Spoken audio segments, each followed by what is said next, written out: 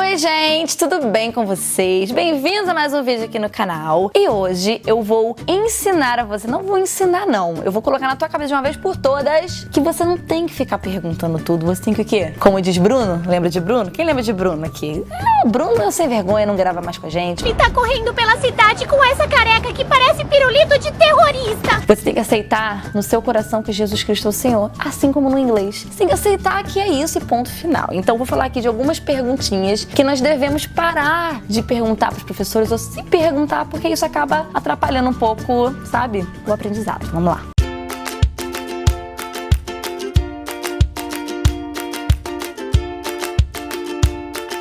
Antes de começar o vídeo, não esquece de se inscrever no canal, deixar um like se você gostar desse vídeo e baixar o meu e-book 10 segredos para falar inglês. Primeiro link aqui da descrição. Inclusive, esse vídeo casa muito com esse e-book, então é muito importante que você leia para você já tirar todas as suas dúvidas aqui em relação a aprender inglês. Bora lá! Quando a gente tá aprendendo inglês, a gente sempre cisma em ficar fazendo umas perguntas de por quê?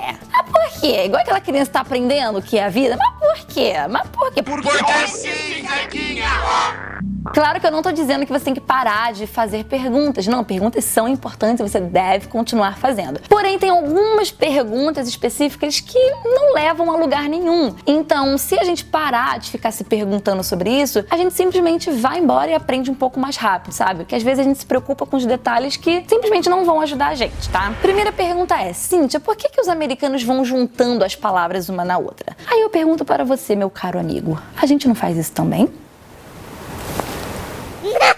Eu sempre gosto de relacionar com o português porque muitas das vezes dá certo. Que a pessoa para pra pensar, realmente eu faço isso. Então, em inglês a gente fala do you know about it? Do you know about it? Por que não é do you know about it? Não sei. Porque ninguém fala assim, do you know about it? Então, ninguém fala, o meu celular está dentro da gaveta. Não, a gente fala, tá dentro da gaveta, dentro da gaveta. Dentro da gaveta nem existe essa palavra, não existe isso, é dentro. Cadê o tro? A gente tirou o tro da palavra. Então, não reclama que o americano come a palavra, as letras, as sílabas, porque a gente também faz isso. Então, primeira coisa em mente aqui, ó, você simplesmente aceita que é daquele jeito.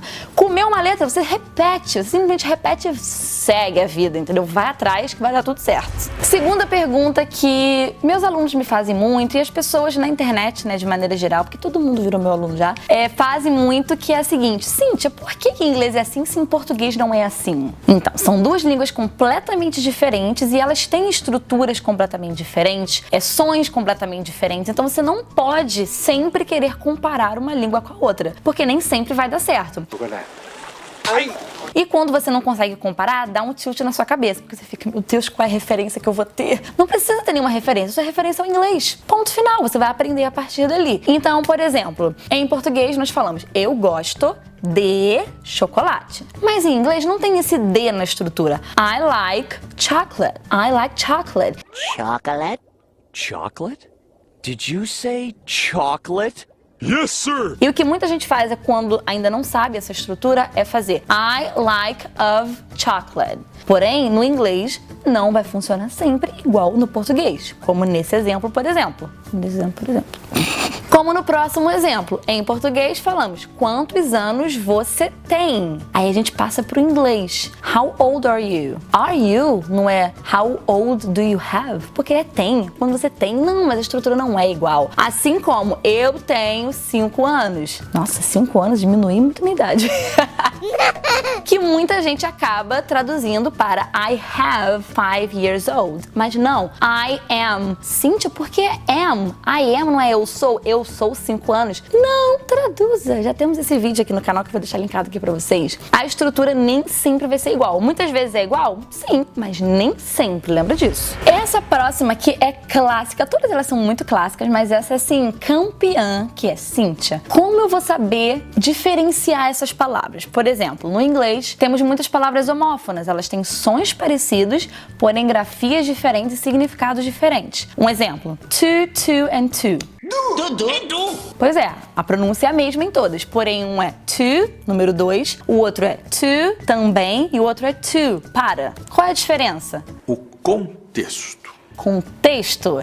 Where do you want to go? Então, para onde você quer ir? Esse to já é de para, o infinitivo do verbo go. Um outro exemplo. I'm 2 years old. Então eu tenho 2 anos de idade. Então, 2 já é outro exemplo. Como que você vai saber? Pelo contexto. Não tem como ser I'm 2 de muito. Eu sou muito anos de idade. Não vai fazer sentido. Então é sempre pelo contexto. Assim como em português, você também vai saber pelo contexto. Como que você sabe se a pessoa tá falando banco de sentar ou banco de tirar dinheiro? Os dois são banco. Se falam banco e se escrevem banco da mesma maneira. Como é que você vai saber? Contexto.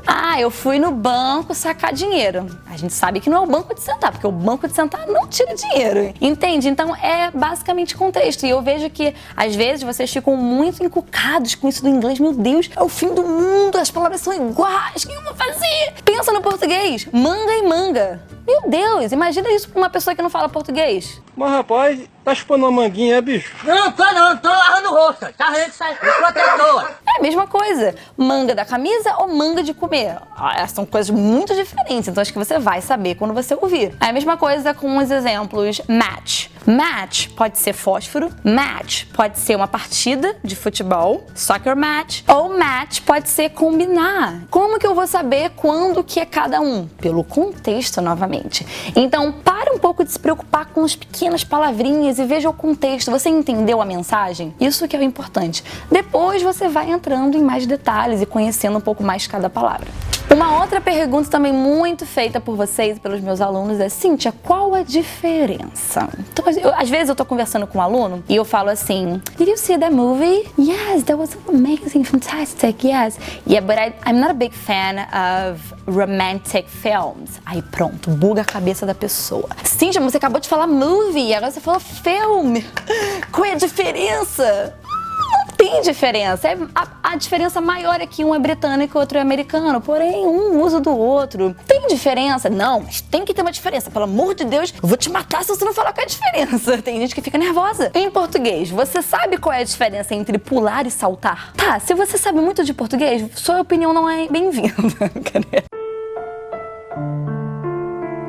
Se você sabe muito de português, é claro que existe uma diferença, tá? Mas pra mim não existe. Saltar e pular é a mesma coisa. Qual é a diferença de rodar e girar? Que a produção deu o exemplo aqui. Mesma coisa, rodar e girar. Às vezes você usa uma, às vezes você quer usar outra. Às vezes num contexto uma é mais própria. Sei lá, sabe? Não tem muita diferença. É igual os verbos watch and see. Se você estiver falando de filmes. Então, you see a movie, you watch a movie. Dá no mesmo. Em alguns contextos vai ter sim diferença, mas em outros não. Então, assim, uma coisa que eu faço muito é assimilação. Então eu tô vendo um filme, eu escuto a pessoa usar 2 palavras diferentes e no entendimento pra mim ficou a mesma coisa. Eu não faço perguntas, eu às vezes nem pesquiso sobre. Eu simplesmente repito, sabe? Eu simplesmente passo pra frente a informação. Porque é isso que a gente faz quando a gente é pequenininho. A gente ouve uma palavra que a mãe tá falando e a gente vai repetindo e usando ela na nossa vida. A gente não fica: mãe, mas por que você usou este verbo? Eu sei lá. Não, a gente simplesmente repete os verbos dentro do contexto que a gente entendeu. Então é a assimilação, assim, é muito importante. Não precisa ficar encrencando com tudo não, tá? Então é isso, essa é a minha dica de hoje pra vocês. Eu vejo que muitos alunos, muitos de vocês acabam travando um pouco, sabe?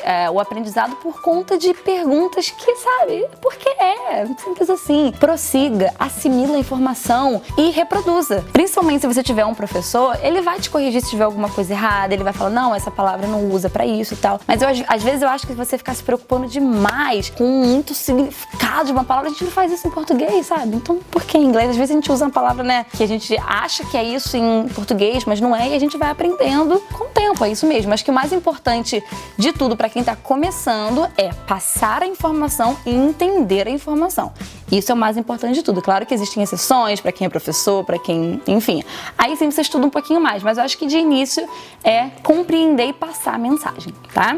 Então essa é a minha dica de hoje. Deixa um like nesse vídeo, se inscreve nesse canal lindo, maravilhoso e vejo vocês no próximo vídeo.